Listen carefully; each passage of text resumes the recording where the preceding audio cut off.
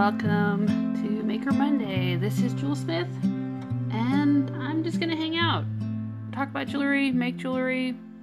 Last week we were working on this item. I was gonna make it a rosary, and then I changed my mind. I have turned it into a necklace and or bracelet. Basically what I've been doing is I've been unpacking my studio.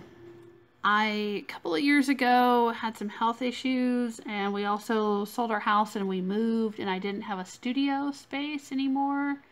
So I'd packed up a lot of things, I'd gotten rid of a lot of things, and then after I got through my health problems, then my husband had health problems. He had to have 2 surgeries, and I was helping him with that.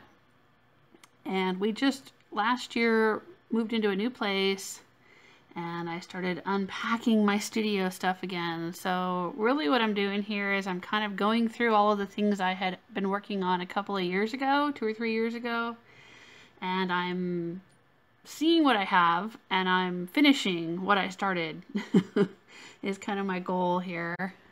But I do have an online website, and that's this site right here, jlhjewelry.com.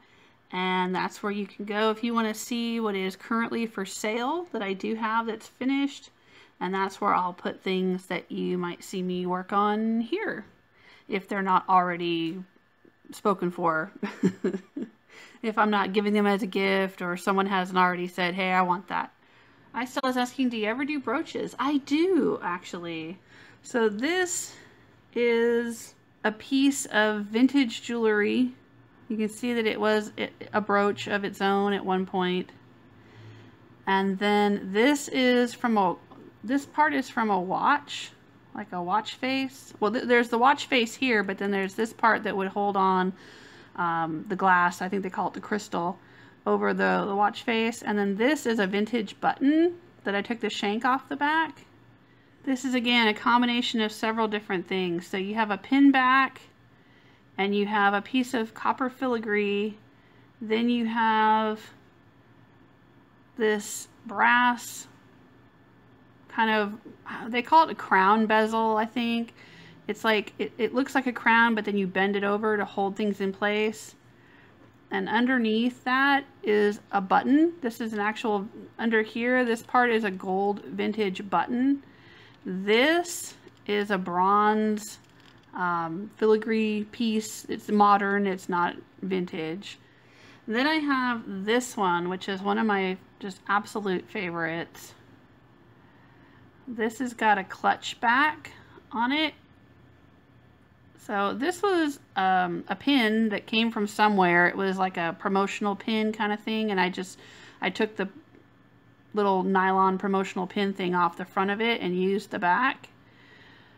And it has a real clock face, a real watch face, vintage watch face. It has, this is a button that I bought in an antique store. And the patina, the discoloration and everything is just exactly the way the button was. And then this is a modern, you know, piece of jewelry guff, a finding put together. Then I have this one, and I think this one is one of those kind of narrative pieces. It tells a bit of a story, because you've got the compass rose down here, but then you've got this question mark, like, where are we going? We're off on adventure. This is a combination of vintage and modern pieces. This piece here, this filigree, is something I probably bought at a thrift store or an antique store or something, or a swap meet somewhere. This right here, I believe it's called a barrel. It's the mainspring barrel from a pocket watch, an actual broken pocket watch.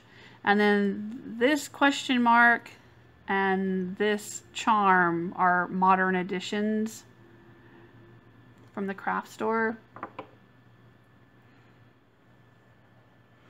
All right, Melanie's asking a question though. In the lower right, are those tiny cups in blue and white? Yes. These are dormouse, like Alice in Wonderland. So these are tiny little ceramic. These are from like a little toy tea set that you would find. And I mean, you know, they still make them nowadays. You know, you can find those little tiny mini tea sets for kids. But I think I picked these up in a secondhand shop somewhere. And then I put little pewter mice in them. We got a little sidetracked. That's okay. I will move the brooches.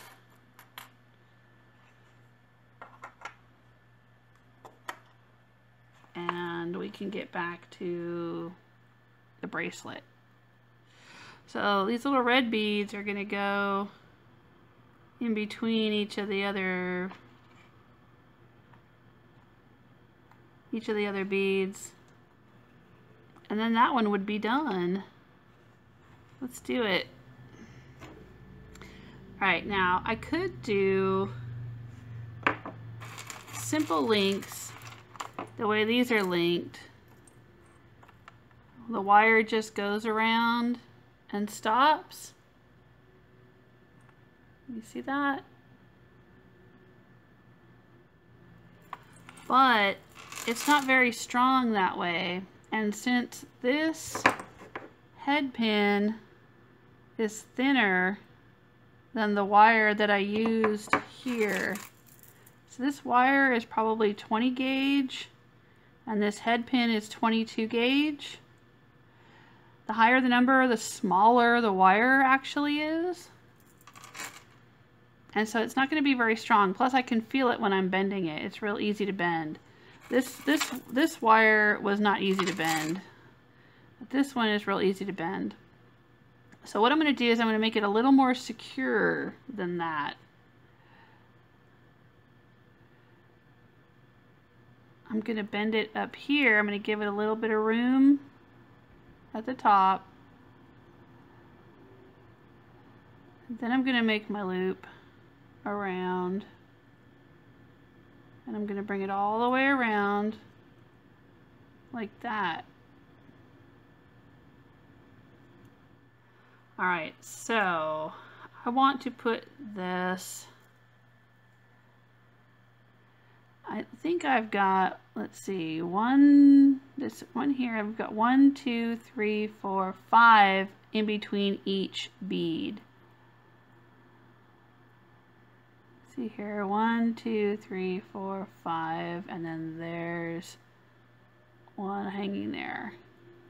So I want to hang the red ones from the one exactly in the center. So I want to hang a red one right here.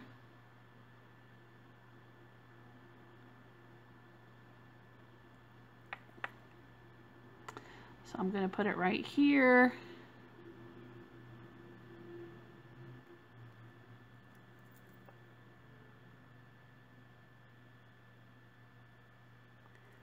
And then we're going to finish it off.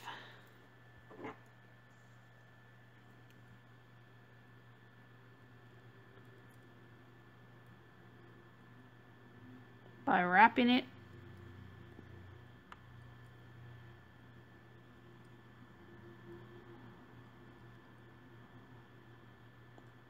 around.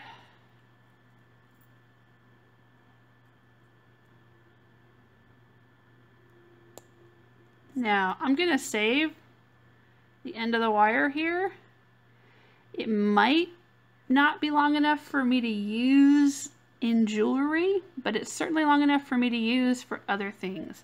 If I'm doing resin and I need to poke air bubbles out of some resin, or you know, I've got a bead that's a little bit dirty and I need to poke through the hole or something like that. Like, you know, you never know when you're going to need a little piece of wire.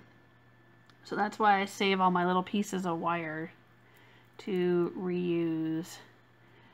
Now I've got this little tail here and I don't want that sticking out because I don't want that to scratch anybody.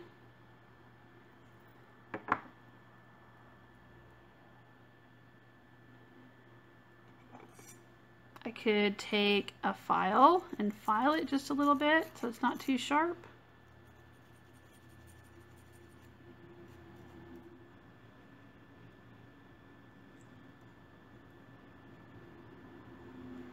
Now I'm going to run my finger over it to make sure that it's not going to catch anybody's skin.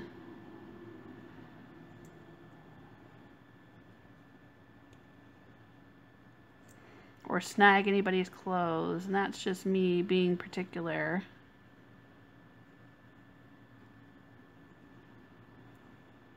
All right. Oh, 1 down, 7 to go. Yeah, I like that. Just adds a little bit of color.